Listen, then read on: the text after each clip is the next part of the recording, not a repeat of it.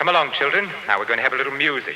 Yo, what is up, guys? Welcome back to First Cut. Here, joining us for a very special episode, we have DJ in the house, here to talk about his new 3 short films entitled Gunplay. I'm here with RB3 as well. DJ, how you feeling, man?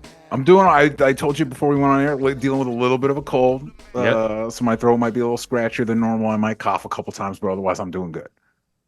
Awesome to hear, man. I'm excited to talk about this. Obviously, if you follow DJ or if you know anything about DJ, you've been seeing or hearing a little bit about Gunplay. We're here to talk about all that good stuff. But the first thing I want to do off the top, DJ, is kind of talk about this kind of transition. We're just kind of this weaving through between the movie discussion, movie review discourse, going into actually physically being a creative and being a creative inside this industry and making your own short films and writing and doing all that good stuff and kind of going between that because you have, as you said on your gunplay.com, you have a very successful podcast with Only Stupid Answers, and you've been kind of in this world for a while. How do you feel that transition is to go back and forth between doing the podcast movie review world to the short film world? Yeah, if you guys want to check out the campaign, it's gunplaymovie.com. But yeah, I think I've been working on shorts and writing my own stuff and directing since college. So for a long time now, and I think it's for me, it's like the reverse. Like I came out to LA to make movies, like most people, but it is cheaper to buy a microphone and talk into it than to make movies. And so that's kind of like how I've been paying the bills, so to speak, since I've been out here. But I wouldn't, I would give up the podcast and all that in a heartbeat to make movies. I wouldn't necessarily say that it's a means to an end because I enjoy it. I enjoy doing the show. I enjoy being able to interact with people like you and the guests we've had on, the experiences I've had. To be a part of that, it's very rewarding. But I am much more passionate about making things than I am about talking about things being made. And that's so I think that's where something like this comes in because I was doing a show with Whitney Moore. People may know from a bunch of stuff like SourceFed, but she's also going to be in this movie. Which we haven't made yet, by the way. It's not one of those that like, hey, it's made, help us do post-production. It's like, no, if you guys don't show up, this does not exist. But I was doing a show with her talking about it, and she talked about, how making movies is a community, and that's really true. And especially, financially, you got your crew, you got your cast, you got your days and all that stuff. And you need the resources to do that. And so you got to really put some time and energy into thought into what you're going to do and how you're going to do it. So, that's what culminates into a Kickstarter like this. Yeah. Absolutely. Yeah. And that definitely makes me feel like, cause I'm in the same boat, I want to be a filmmaker as well. And, that's definitely my main priority. I feel like a lot of people who are like OGs in the game, are either retiring from YouTube or just like going on to do like bigger, more professional things. I know that dude Matt Pat, from Game Theory, he was in the Five Nights at Freddy's movie, and then now he's, taking off from doing this from YouTube stuff. A lot of people were just moving, out of LA. Like, shout out to our homie Christian Harloff. He's been talking about moving to New York for a while. So it's just like people, I feel like a lot of people are either kind of given, kind of stepping back from the YouTube life just a little bit and going back to what they're either like passionate about or what they want to pursue in life. Do you kind of feel like YouTube and all that stuff's been like rewarding? It's been pretty rewarding to you, I'm sure, but how do you feel about it? I mean, I'm sure you said it's, filmmaking is going to be more rewarding, but do you feel like YouTube is enough? Do you feel like it's the place to be? Or it's interesting. It's tricky, man, because I think with a lot of people, I think like, you can love watching movies, you can love talking about movies, but that doesn't necessarily translate, I don't think, into the skill sets one would need, the mechanics, the work behind what makes a good movie, you know what I mean, or what would make a good story, or what would make something compelling. And so and I do it's one thing to transition off of, to like pivot off of being successful on one thing into another thing. um uh I think for me, a lot of my energy has always been spent on, um, I don't have like a huge TikTok presence, and I don't have, and probably, which was probably a mistake, but because a lot of my energy has been spent trying to dial in my writing and my directing and these skill sets that are trickier, not impossible. It's easier when you're younger. Like, when I was kind of like first starting out in SourceFed and stuff like that, I got to experiment with a lot of stuff. I got to do a lot of shorts that I wouldn't necessarily say I'm proud of now, but that was basically my film school. Like, I couldn't afford to go to film school. So I was just kind of messing around with friends and trying to figure out how stuff works. But using a lot of my energy, this script for Gunplay, I've been working on over 10 years in some form or fashion. There's a lot of different versions of it. This particular version I've been trying to get off the ground since the pandemic. That we were going to do an Indiegogo campaign in 2019.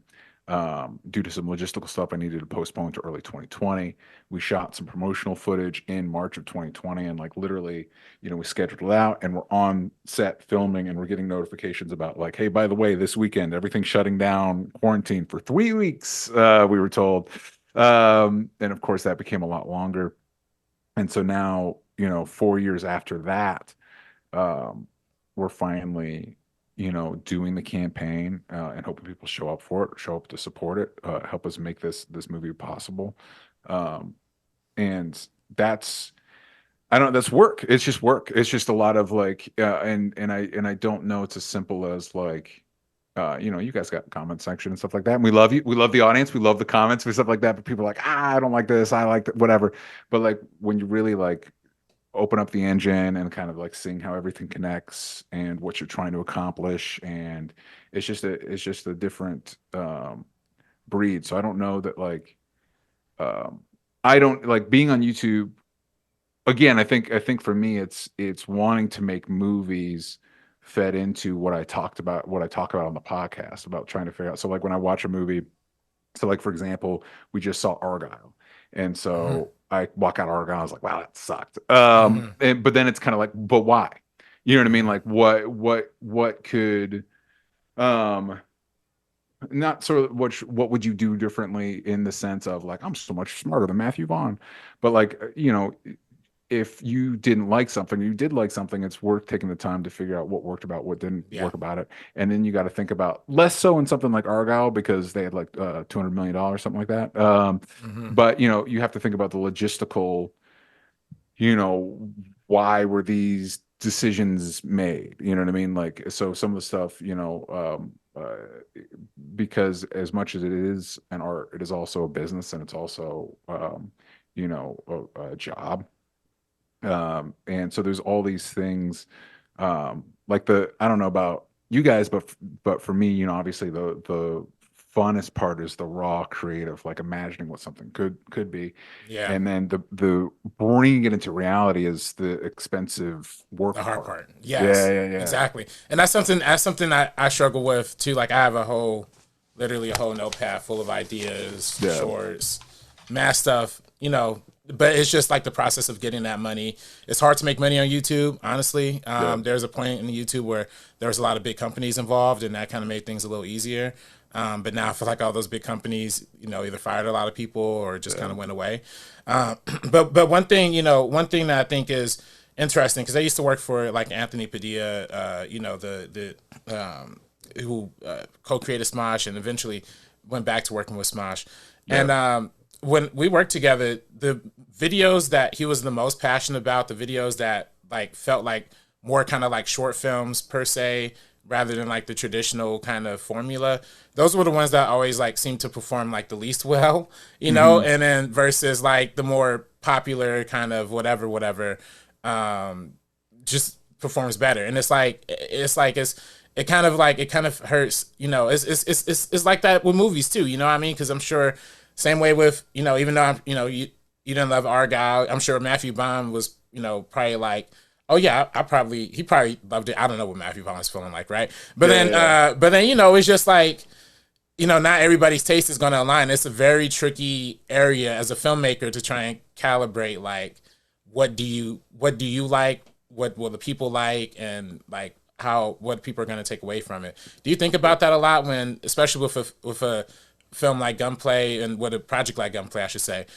Do you think about the audience anticipation, like while you're writing it or while you're creating it and storyboarding it and stuff like that? Yeah, I think when it comes to something on this scale, you know, I've done, and I think I've been on your guys' show talking about this stuff too. I've worked on a few comics and stuff like that, created my own comics and stuff. Mm-hmm.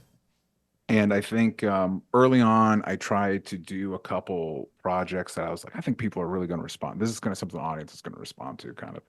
And it's just so much work. It's just so much work that it's like, oh, if I'm going to put this much blood, sweat, and tears into something, it might as well be something I'm really passionate about. So you have to like really evaluate, like with something like this. This is the story that's been on my mind for a while. These are characters that I'm really passionate about, and I hope the audience shows up for it. But I care about it. You know what I mean? And this is something that, and at the end of the day, if people do show up for it, I'm going to be able to provide you a better product because it's something I care about. And I do think it's tricky, like you talk about. We don't need to get in the weeds on all this, but when you talk about like it's harder to make money on YouTube, I think it's harder to work creatively right now, because I think the people in charge of the purse strings don't necessarily see the value in creative output across any field. And I think, unfortunately, they've also, you know, the audience has been trained. You know, talk about people responding to the more like crowd pleasing stuff as opposed to the stuff that, you know, the creators were more passionate about. I think audiences have been kind of trained that way. Like, you know, I don't know this off the top of my head, but let's say like something like McDonald's or Subway or whatever is the most successful restaurant chain in the world. Does that mean they're making the best food? You know what I mean? Like, does that what that was that is that what that means, or just a lot of people? It's just easy to get, and we've been so trained as a culture to focus on what's easy to get, as opposed to trying to access or engage with something. But then the stuff that sticks with you is stuff that you engaged with. I've always remembered something that stuck with me. I don't even remember what class it was, but it was some class in college, and I had to go to an art museum, and I had to look at these paintings and like write about what I felt. And I was like, this is stupid.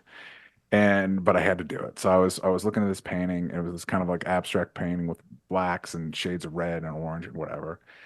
And the way it made me feel, what I got out of it is it made me think about anger and the nature of anger. And what's stuck with me about that is this idea that, you know, I am now communicating with this artist through space and time. I've never met them, but they're conveying an idea and I'm getting a feeling out of it, you know?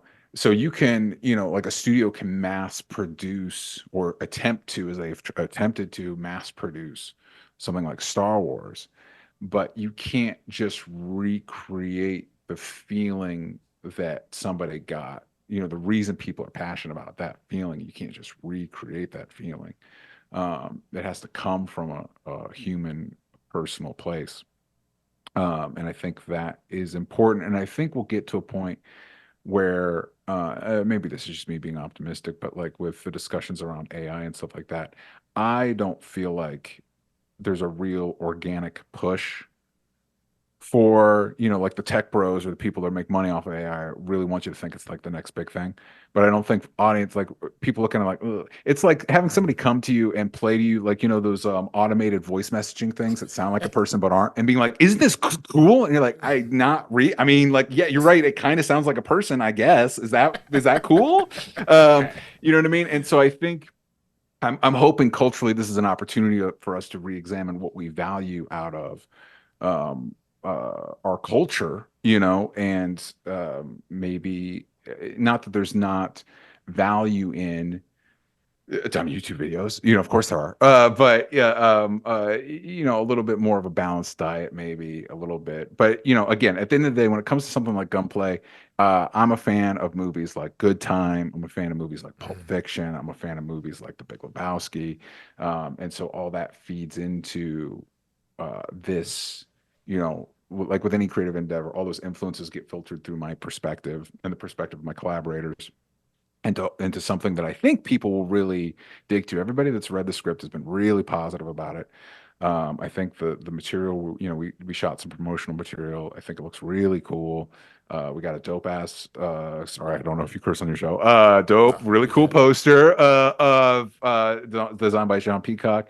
And again, it's all stuff that it's like, the best you can do, you can't predict people's reactions. You can't predict what people respond to. All you can say is like, I think this is really cool.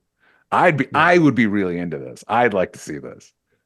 Yeah, absolutely. I think that's the best we can do, right? Is hope that we can like what we like and try to be inspired by that and influenced by that and create our own versions, our own, put our own backgrounds into it and put our own lifestyle into it, which I think is really cool. The last thing I kind of have on that is, do you feel like, I feel like that's kind of been in this kind of world that we're in. I mean, SourceFed was huge back in the day when you were there.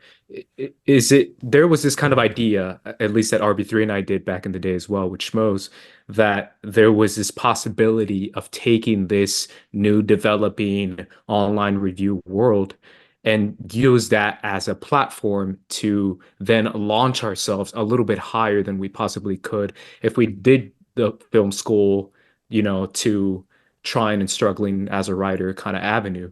This whole idea of like, if I just do this, try to get as much popularity as I can or as much influence as I can in the online review world and use that to fund my projects or fund my passion projects. So there's still plenty of people on TikTok doing that to this day. Do you feel like that's kind of overrated now, where you probably should just start writing it now and start trying to use your contacts and influences to just do it on your own versus trying to get more and more popular before you pull the trigger on it?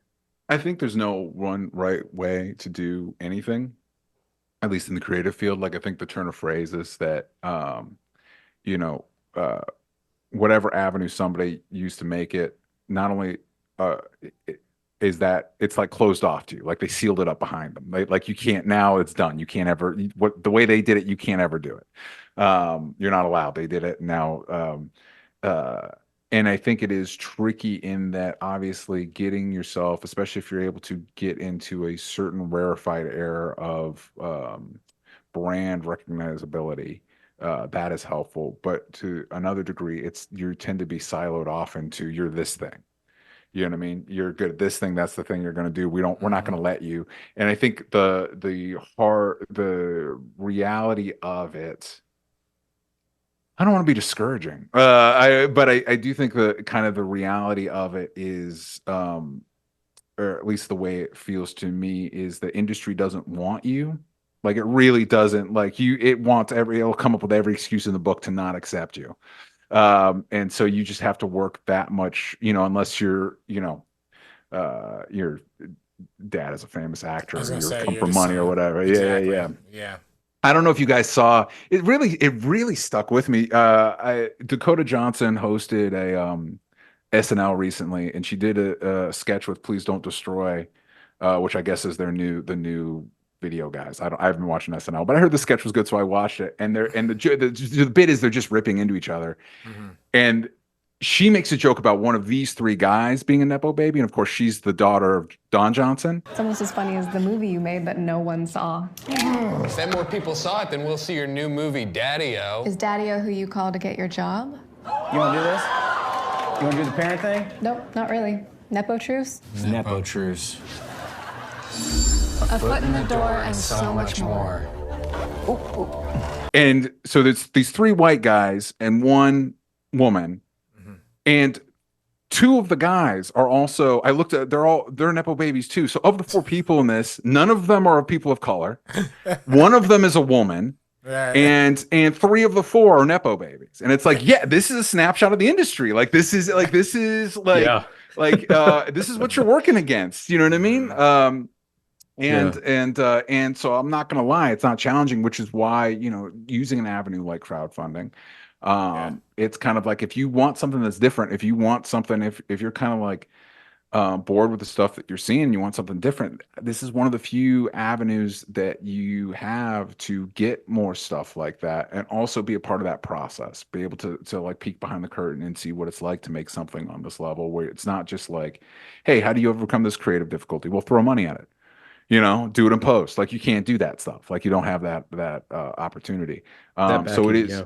yeah. So it's unique. It's unique in that aspect. And if I was here telling you like, oh no, you just got to pursue I'd be lying to you. Like, it's tough. Like, it's really challenging. Like, if the pursuing that is difficult, and the powers that be are actively trying to make it more difficult. So yeah, we'll support your local Kickstarter, kids. Yeah, especially Gunplay right now. I Yeah. actually want you to give us a pitch on the film. What is it about, and how did you come up with the story? Yeah, so I like to call it an existential crime thriller. You're basically following there's a down on his luck drug dealer, a gay porn star, and a rideshare driver who kind of like get looped in together through a heist gone wrong that kind of sends them careening through the Los Angeles underworld. When people are like, I've had some people like, oh, is it kind of like Grindhouse? Is it kind of whatever? I think a good example is, it's kind of like Pulp Fiction, where each of the segments are kind of their own standalone story, but together they give you a more cohesive view of the world.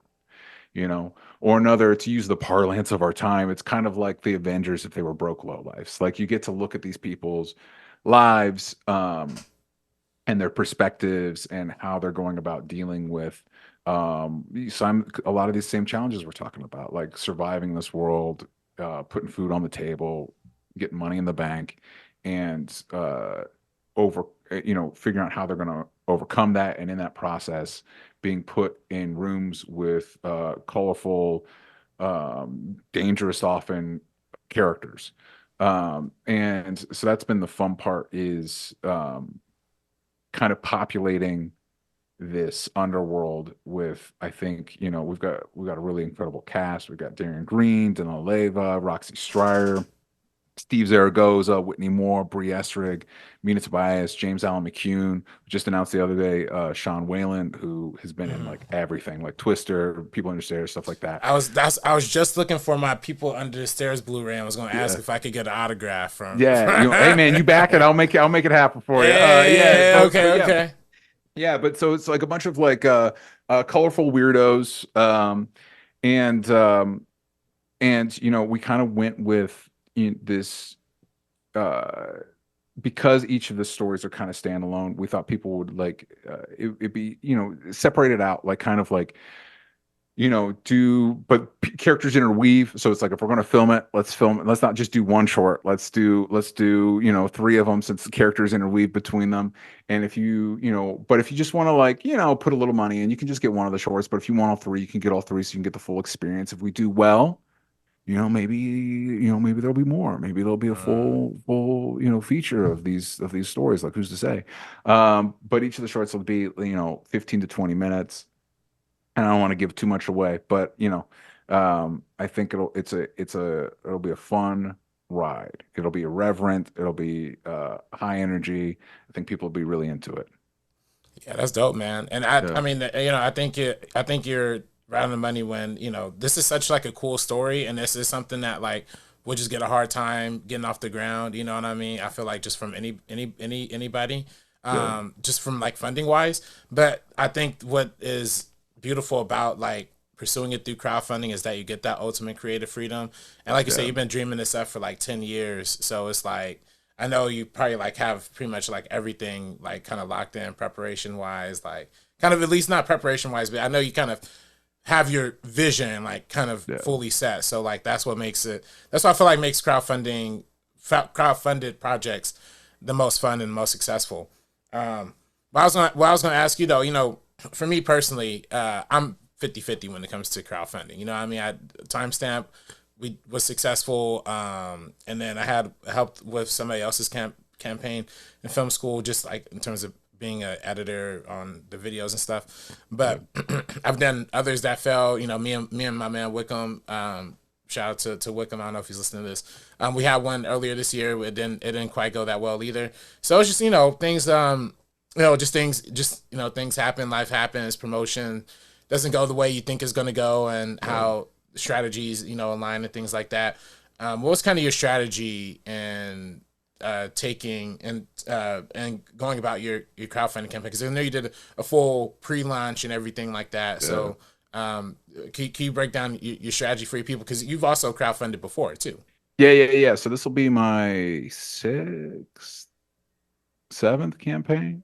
Hey, that's a round of applause right there. Hold up, we got it. Yeah. Thank you. Yeah, I did a short film back in the day. The rest have been comics. And I've got a pretty good track record. All those comics are funded, short film funded.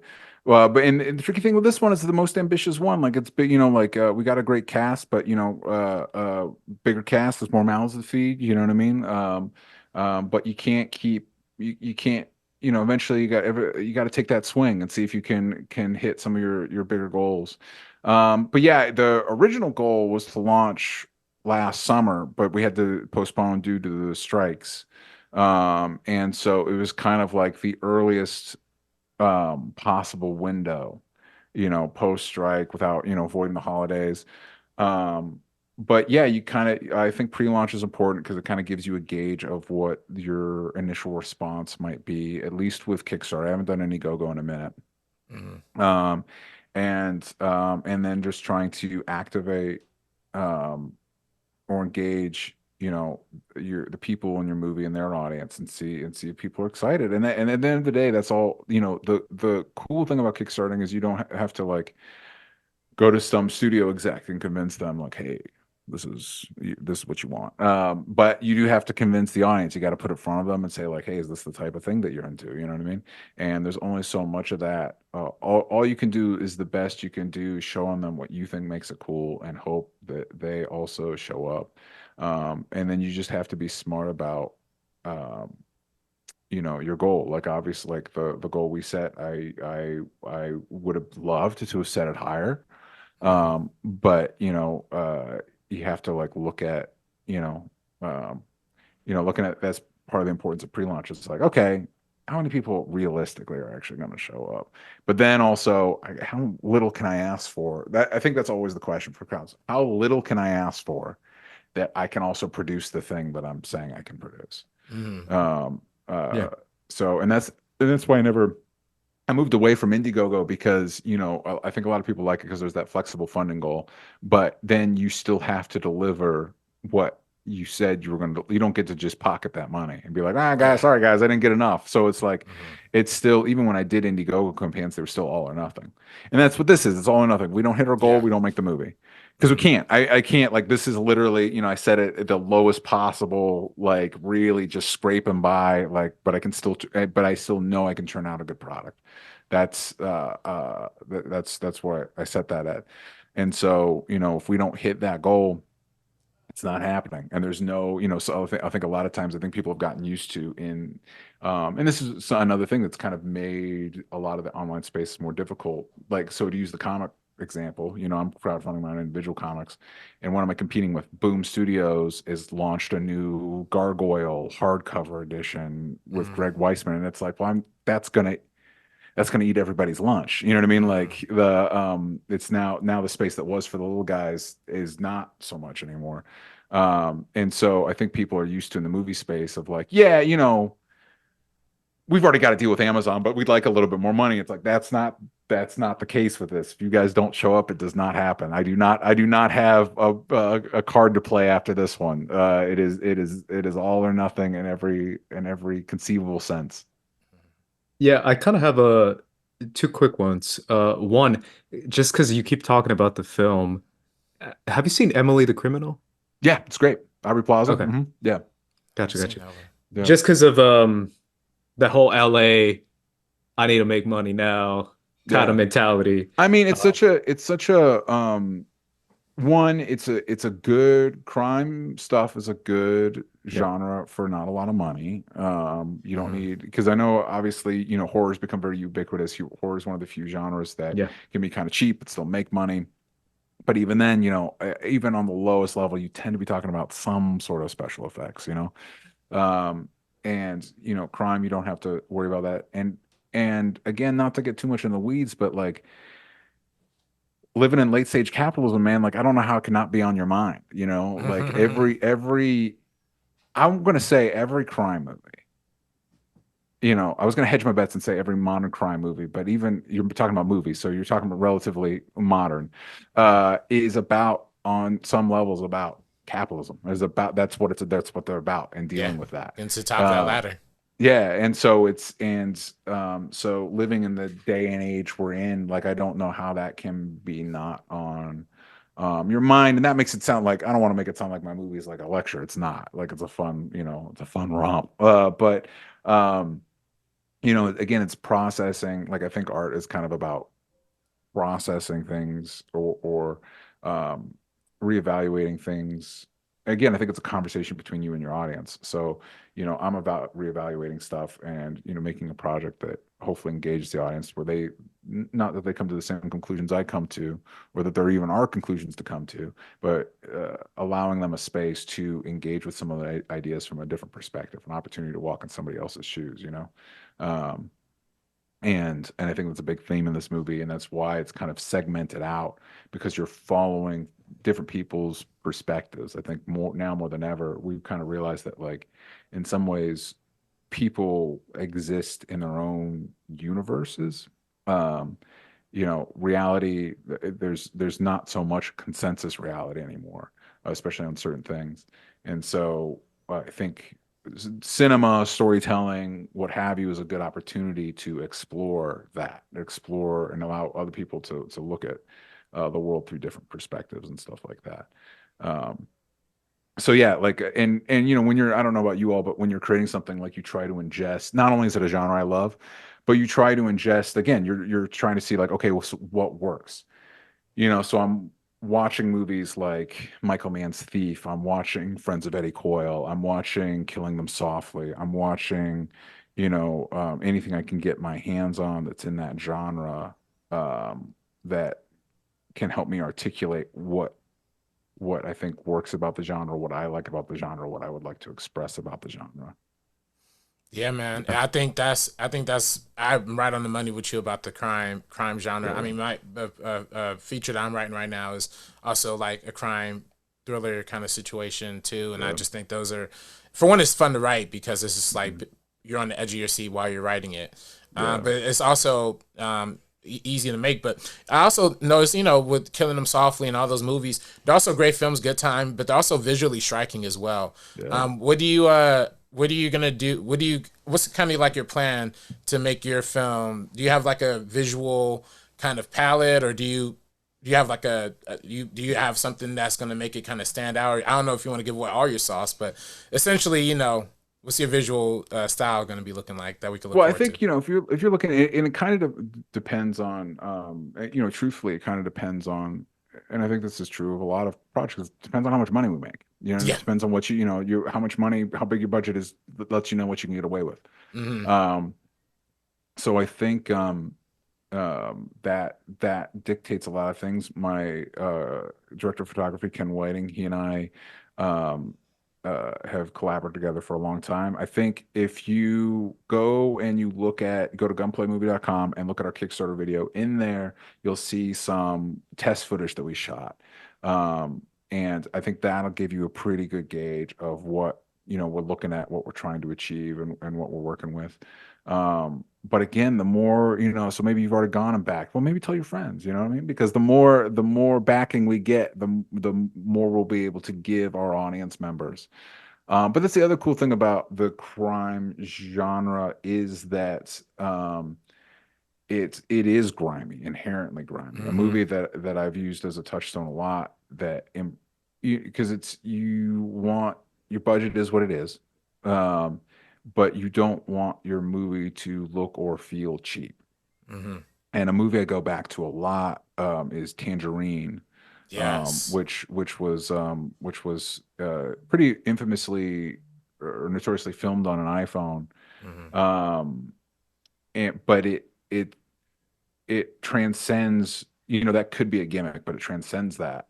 And because it fits for people that aren't familiar with Tangerine, it's following a trans sex worker, like the night she gets out from lockup, and she's trying to find her ex. And so it fits the aesthetic of the film.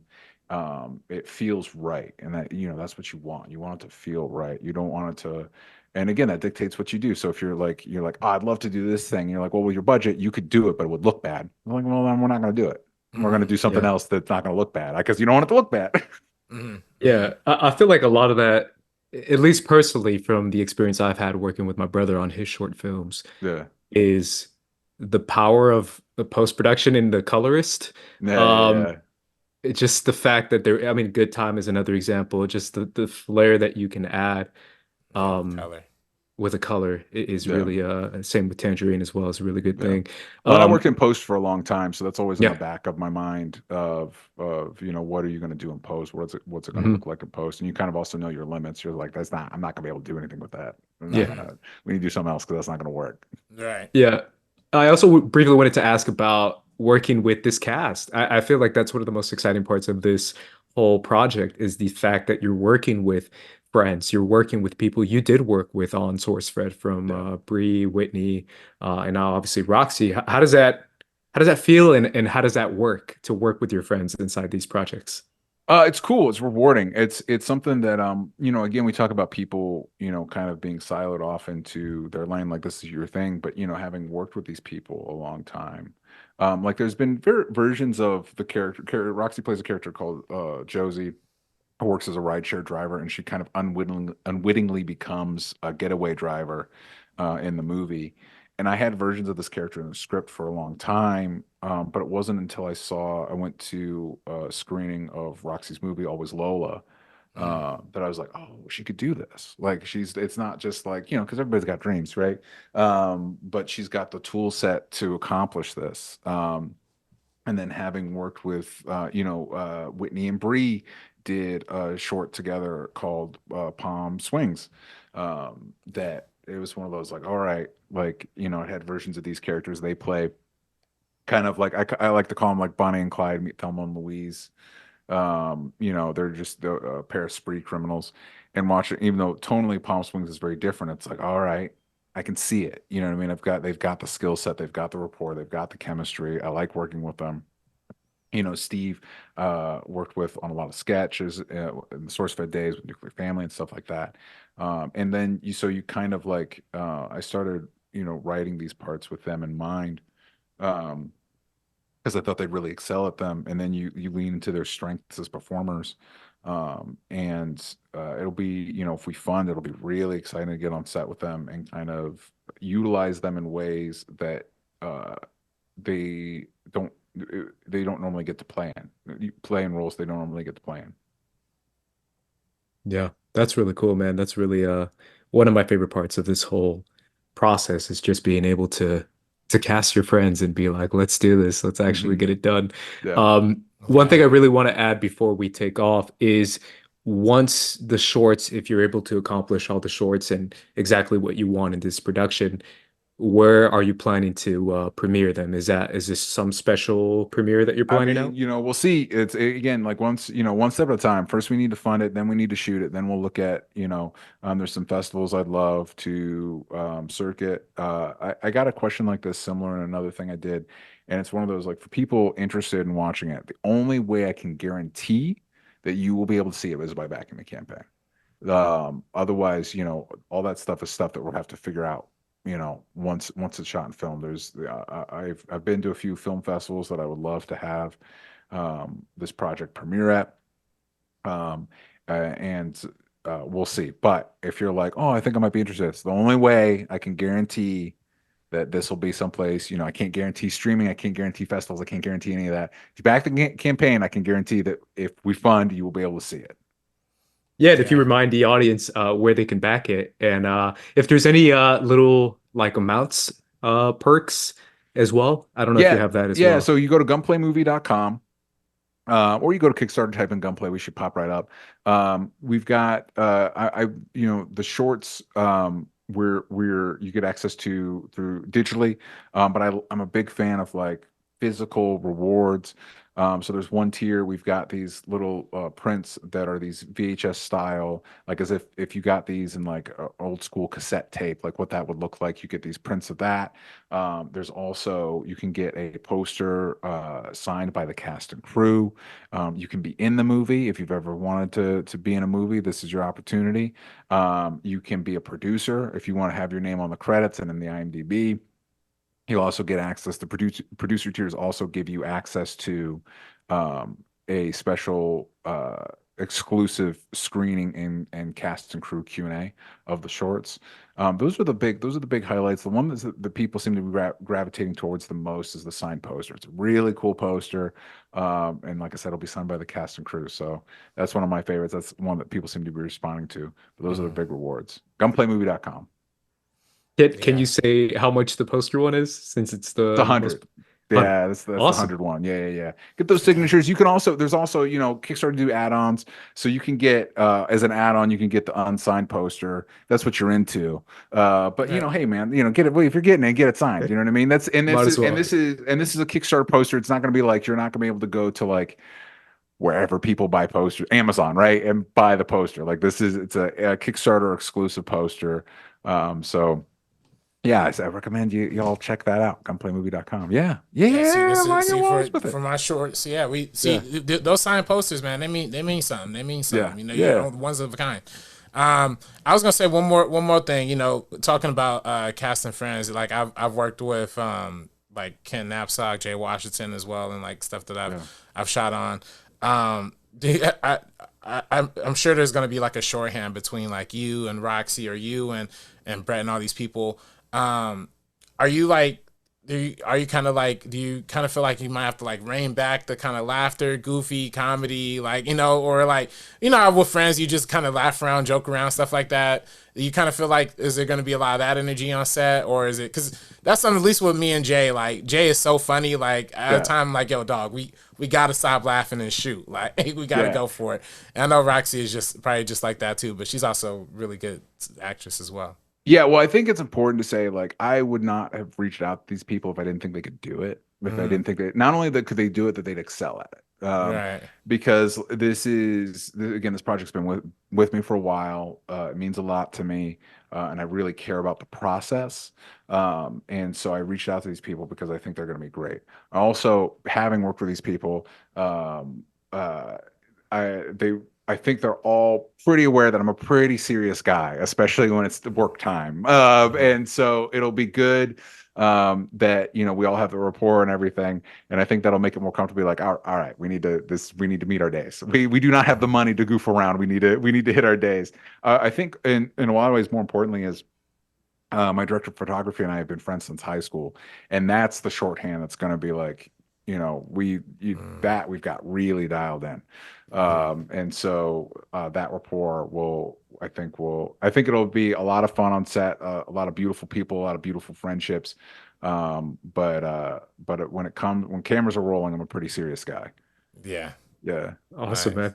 DJ, where can everyone find you? You can find me at DJ Talks Trash. If you want to listen to my podcast, that's Only Stupid Answers, but please, over anything, go to gunplaymovie.com. Yeah. Back it. I should say that, like, I know people have been like, oh, money's tight right now. But at the end of the campaign, don't wait till the end of the campaign. You will not be charged until the end of the campaign. So if you want to back it now. You don't have to worry about the charge till later. And if you wait, you might forget. So I would say you're not going to get charged now. Go ahead and back it. Gunplaymovie.com. And to everybody that's already shown up, thank you to you guys for having me on your show. I really appreciate it. Thank you. And yeah, man, help support indie cinema and get your hands on a dope movie that you wouldn't get otherwise. Absolutely. DJ, thank you so much for coming on, man. Appreciate it. As you guys heard, gunplaymovie.com. Either way, guys, for the First Cut crew, we're going to be peacing out. So peace. Deuces. It's either me or you. Take you out the equation. It's either me or you. You do the math. Only one can remain.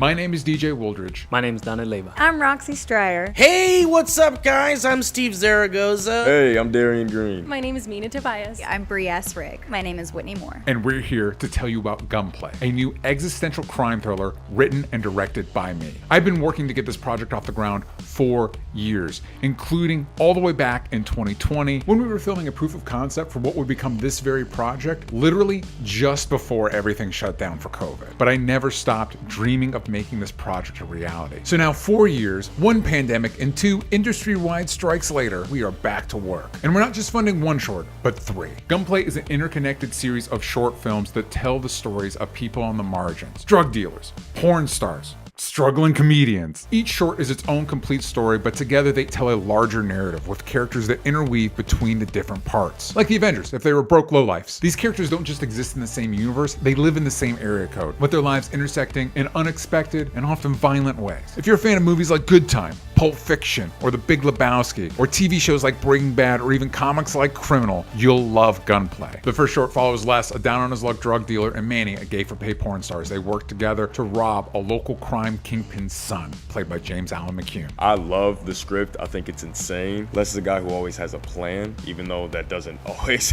matter. Honestly, the thing that excites me the most about this movie, it's probably one of the most unique scripts I've ever read. The thing that I like about Manny a lot is the fact that overall he's a little bit of a misunderstood kind of guy. The second short is about Josie, a rideshare driver desperate to break out as a stand-up comic who finds herself in the clutches of corrupt cops, stuck with the last person on the planet she wants to see, Celeste, her ex's new girlfriend. My character is Josie. I think she's very relatable because she's out here, she's trying to make some money, but sometimes that makes her make decisions that are not necessarily the best. The best part about it is the banter between the characters. I'm immediately hooked when I love the characters off the bat, and that's what happened for me. My character, Celeste, she's very sweet. She's wanting to break into the industry and doesn't really know the ins and outs, so her street smarts are probably down there. Finally, the third short follows Alice and Dot, a pair of dangerous thieves that are like Thelma and Louise meet Bonnie and Clyde, as they aim to rob Bert, played by Steve Zaragoza. Bert may look mild-mannered, but he has secret ties to organized crime. The thing I like the most about the movie is Alice and Dot are just girl bosses doing their thing. Morals be damned. Alice is all about her money. She is a badass. She's very type A, which is something that I'm really excited to get into because she's kind of opposite from me as a person. Honestly, like what excited me more than anything was to finally work with DJ. Like DJ and I have been circling the bowl and not quite entering the sewers together yet. So I'm like, sure, I'll play some kind of gangster or mobster or piece of shit or asshole or whatever. Am I a driver? What am I in this? And if you back this campaign, you can get a ton of exclusive rewards, including these sexy VHS-style prints, this amazing poster designed by Sean Peacock, and signed by the cast and crew, personal messages from the cast themselves, and you can even be in the movie or be a producer on the project with your name in the credits and on IMDb with exclusive access to a special online screening and Q&A. But we can only make Gunplay happen with your support. We do not have a big studio backing us. This is just a labor of love from a bunch of talented friends that want to give you the most kick-ass movie experience possible. We will be keeping our backers updated every step of the way. It'll be like you're there with us as we make this movie. Some of you, literally. And that's the beauty of crowdfunding in general and Kickstarter in particular, and why I keep coming back to fund my projects, because it's an opportunity to reach out directly to our audience and have you be a part of this process with us. And this is just the beginning. The more support we get, the more opportunities we have to expand the Gunplay universe in exciting ways. So if you've enjoyed any of my previous projects, if you're excited about anybody in the cast, or you just want to help make a movie that wouldn't exist without your support, please back our Kickstarter today. Thank you for supporting our movie. Thank you so much for supporting Gunplay. Thank you so much. We cannot wait for you to see Gunplay. We're so excited. Thank you so much for supporting Gunplay. Thank you for supporting our movie. Thank you so much for supporting this project. It's near and dear to all of our hearts. We appreciate you.